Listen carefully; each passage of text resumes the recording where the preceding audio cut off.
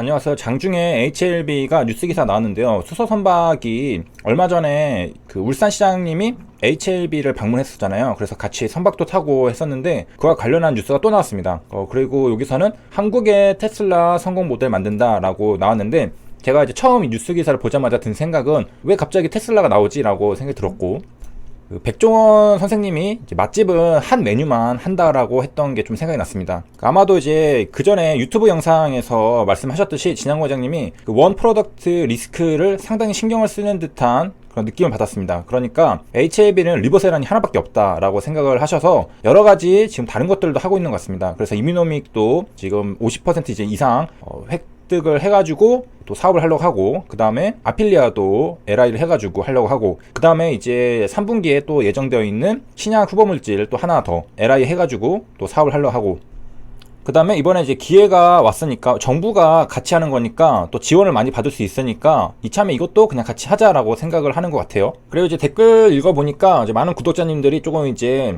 기다리는 거에 지치신 분들도 꽤 있으신 것 같고, 하나만 잘하자, 왜 자꾸 이것저것 건드리냐 라고 생각하시는 분들도 좀 있는 걸로 알고 있습니다. 저는 이제 바이오가 아닌 수소 선박이 나왔다는 게 조금 의아스럽긴 하지만은 그 글로벌 제약회사들이 성장하는 과정을 보면 하나 약이 성공하고 나서 그걸 바탕으로 이제 다른 신약들을 LI하고 확보하고, 그래서 더 큰 파이프라인들을 형성하면서 그렇게 성장해 나가는 것들을 많이 봤는데요. 그래서 HLB가 뭐 이뮤노믹 그리고 아필리아 이런 것들을 확보하는 것들은 글로벌 제약 회사들이 성장하는 과정에 있었던 것과 이제 좀 유사하다고 볼 수가 있겠습니다. 이제 반면에 이제 수소 선박은 조금 산업이 아예 다르죠. 제약 바이오가 아니라 아예 이쪽은 다른 곳이니까.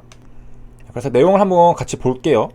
HLB는 주력 사업인, 현재는 이제 주력 사업이 선박 부문으로 되어 있고 노하우를 살려 수소 선박 사업도 박차를 가하고 있다. 그래서 친환경 선박용 수소 연료 전지 추진 소형 선박 제작 과제 사업자로 선정되었다.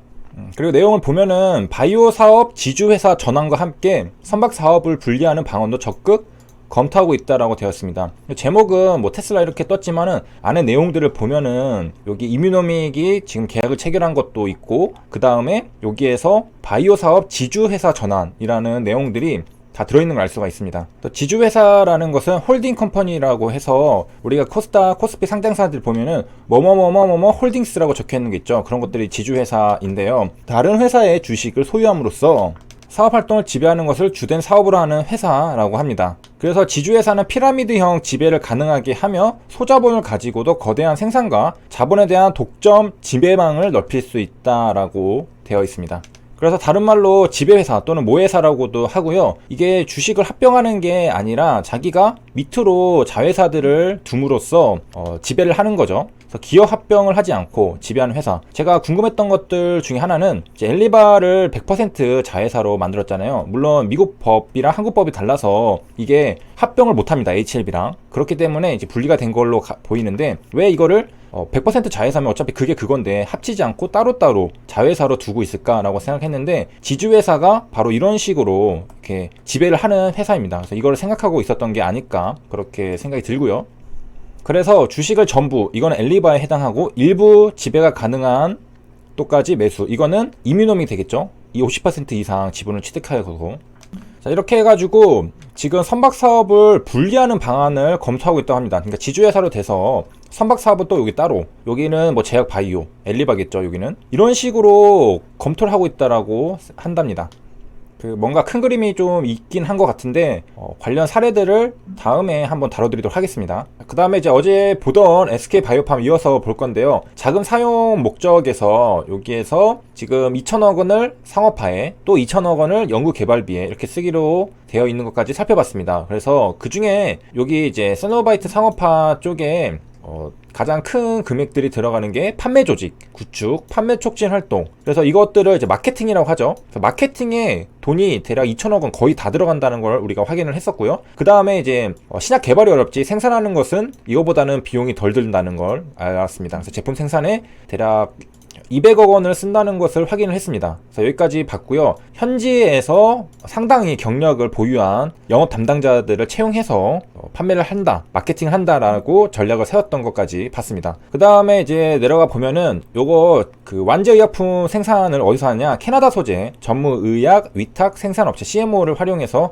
한다고 했는데, HLB도 급하게 여기에서 했던 적이 있죠. 한다고 했던 게 HLB 홈페이지에 나와 있었습니다. 이게 HLB라는 종목을 하나를 엄청나게 많이 공부를 해놓으면은 관련 다른 바이오 회사들을 살펴볼 때 엄청나게 큰 도움이 된다는 걸 알 수가 있겠습니다. 그래서 제 오랜 구독자님들은 이제 보는데 전혀 어려움이 없으실 거라고 생각이 듭니다. 저처럼 말이죠. 왜냐하면은 비교가 되니까요. 그 다음에 살펴볼 거는 이제 연구개발비인데, 이게 또 마찬가지 같은 규모로 2천억 원을 씁니다. 내려가서 보면은 연구개발비 2천억 원 쓰죠. HLB도 이번에 대략 3천억 원 유상증자를 해서 2천억 정도를 임상 비용을 쓴다고 했잖아요. 마찬가지로 SK바이오팜도 상장하면서 이게 후속 파이프라인 임상 비용으로 사용될 예정이라고 되어 있습니다. 그래서 HLB랑 똑같은 목적으로 지금 그 자금을 모집을 하는 거죠. 이제 한 가지 다른 것은, 이미 이제 세노바이트는 상업화 단계에 있는 거를 지금 마케팅하는 비용이 더 들어가는 거고, 만약에 이게 없었다면은 지금 연구개발비로 들어가기 때문에 HLB랑 똑같다고 볼 수가 있겠습니다. 임상 비용으로 쓰겠다. 그래서 어디다 쓸 거냐?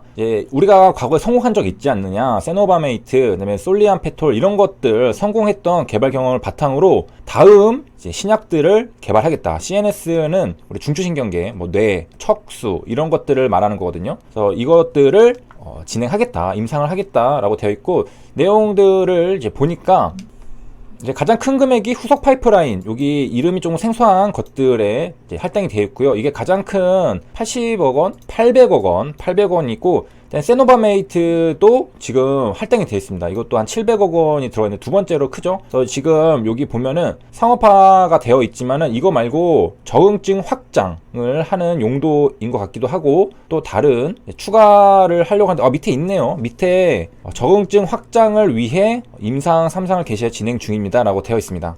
이런 단어 제가 미리 본 게 아니라 뉴스 기사들의 HLB 보신 분들 아시겠지만은 5년 내 5개 뭐저저쩌고 적응증 확대 막 그런 뉴스 기사를 많이 봤잖아요. 그래서 이제 그거 겠거니 했는데 역시 맞았고요. 그 다음에 이제 기타 파이프라인들이 꽤 많은데, 뭐 일상인 것들이 꽤 많고요. 이런 것들은 일정을 좀 알아두고 있으면은 나중에 좀 참고할 때 좋고요. 그 다음에 이제 채무 상환 자금을 이제 갚기로 헤어 있는데, 요게 한 1,000억 원 정도를 차입금 상환에 활용하고자 한다고 합니다. HLB도 뭐 인상 비용 되고, 그 다음에 채무 상환도 조금 하기로 되어 있었죠. 그래서 구조가 거의 다 똑같습니다. 그래서 차입금 상환 대상은 연구개발비로 썼던 것들, 그런 것들을 위에서 이제 돈을 빌렸는데 그렇게 빌린 돈을 갚겠다. 그리고 금융기관은 하나은행, 산업은행 이렇게 되어 있는 걸 알 수 있죠. 그리고 이제 회사가 돈을 가지고 있는 것은 현금 유동성 약 710억 원을 가지고 있다고 하는데요. 자, 이 710억 원을 왜 가지고 있느냐? IPO 일정이 만약에 좀 지리연이 되면은 이 돈을 갚을 기간이 도래하잖아요. 여기 보면은 빨간색이 아니라 하나은행을 보시면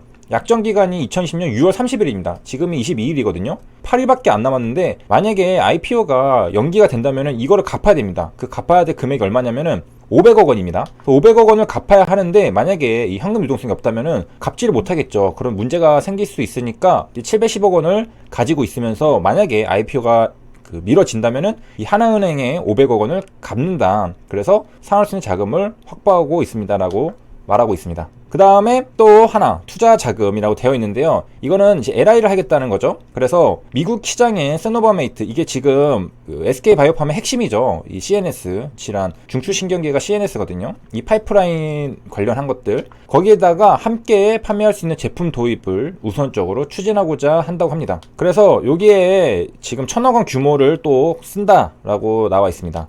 투자 자금. 그래서 이제 자금의 사용 목적을 끝까지 다 봤습니다. 끝까지 다 봤는데, 이제 느낀 점은 뭐냐면은 HLB 유상증자 할 때랑 거의 똑같죠. 다른 점은 지금 상업화 이 부분만 다르지 내용은 똑같아요. 그 밑에는 임상 비용으로 쓰겠다 2천억 원, 그리고 그 차입금 갚겠다 1,000억 원, 그리고 이제 그 제품 판매 가능한 것을 도입하겠다 1,000억 원 해서 똑같은 걸 알 수가 있습니다. 구조가 똑같아요. 자, 그리고 이제 정리하면서 HLB 일단 주가 현재는 보합에 있습니다. 보합에 있고, 장 초반에 약간 이제 급등했던 건 뭐 뉴스 기사들의 영향이 아닐까 이렇게 생각이 들고요. 여기서 그냥 횡보하면서 저점을 살짝 높이면서, 이렇게 저점을 살짝 높이면서 우상향을 하고 있는 모습을 알 수가 있습니다. 그렇고, 정말 SK 바이오랜드는 뭐 직접적으로 지분 관계랑 관련은 없지만 SK 바이오팜이랑 관련주라고 분류가 됐었잖아요. 여기에서는 이제 그 회사를 매각한다라는 그 현대 HCN에 매각한다라는 내용이 기사가 뜨면서 이렇게 하락했었는데, 지금 이제 상장일이 다가오면서 청약일이 오늘부터죠. 다가오면서 또 이제 주가가 이렇게 긍정적으로 좀 보여진 걸 볼 수 있습니다. SK 바이오랜드 시가총액은 5천억 원이고요. 그 다음에 오늘 시장은 전체적으로 좀 괜찮다고 볼 수 있는 게, 당일 거래 상위들을 보면은 여기 다 그 빨간색이라는 걸 알 수가 있습니다. 빨간색으로 이렇게 상승하고 있는 종목들이 많다라는 것을 알 수가 있습니다. 그래서 여기까지 시청해주셔서 감사합니다.